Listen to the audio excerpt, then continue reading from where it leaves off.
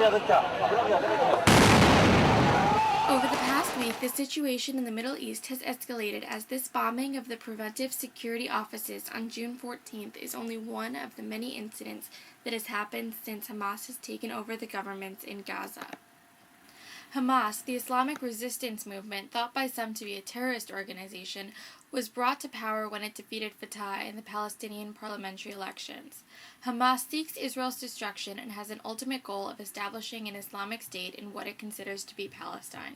Fatah, which sought a two-state solution, lost primarily because it was seen as being corrupt and incompetent. President Bush addressed the issue. The Hamas party has made it clear that they do not support the right of Israel to exist. And I have made it clear, so long as that's their policy, that we will not support a Palestinian government made up of Hamas. On September 12, 2005, all Israeli troops and settlers pulled out of Gaza in an attempt to improve the situation and open up opportunities. While this was a very difficult step for the families that have been living there, it benefited both the Israelis and the Palestinians.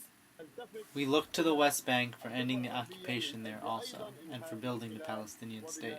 Today, as I had said in the past, it's about time for our people to be happy. But the Palestinians are not happy. Governments are now dividing the Palestinian territories, which lie on either side of Israel, one run by Hamas, which has close ties with Syria and Iran, and the other controlled by the Western-supported Fatah. This past Thursday, Palestinian President Mahmoud Abbas declared a state of emergency. He said he would form a new government after Hamas captured and took over the preventative security and intelligence headquarters in Gaza City. 27 people were killed on Thursday, and around 90 people total have been killed since Sunday, including militants, civilians, and children, and as a result, the morgue was overflowing with bodies.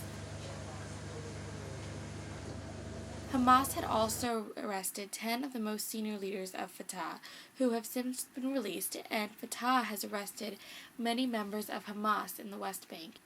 Although conflicts between these groups are nothing new, this violence is unprecedented.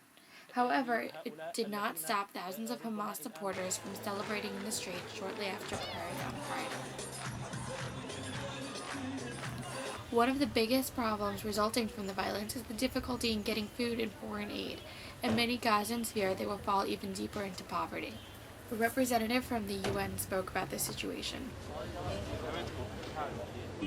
Of course, first and foremost, it is a matter of getting food and medicine into the Gaza Strip, but it's about much more than that. It's about the quality of life, and people have been under too much pressure here for far too long. So we need not just the border crossings for goods, but we also need for people.